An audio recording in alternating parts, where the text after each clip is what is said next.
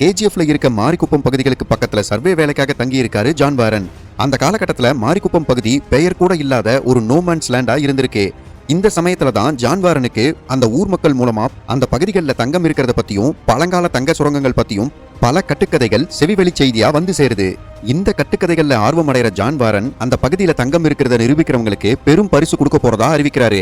இதை கேட்ட ஊர் மக்கள்ல ஒரு விவசாயி முன் வந்து தனக்கு தங்கம் இருக்கும் இடம் தெரியும்னு தான் கையோட கொண்டு வந்திருந்த தங்கத்தூள்கள் இருக்க மண்குவியல்ல இருந்து தங்கத்தை எப்படி பிரிச்சு எடுக்கிறதுன்னு ஒரு டெமோ காட்டுறாரு.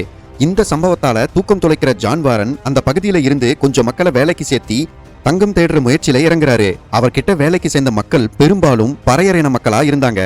அந்த மக்கள் தங்களை பண்டைய கால தங்க சுரங்க தொழிலாளிகளோட வழித்தோன்றல்கள்னு சொல்லிக்கிட்டாங்க. அந்த வகையில பழங்கால முறைப்படி எப்படி தங்கத்தை மண்ணுல இருந்து பிரிச்சு எடுக்கிறதுன்னு அந்த மக்களுக்கு நல்லாவே தெரிஞ்சிருந்தத உணர்றாரு ஜான் வாரன்.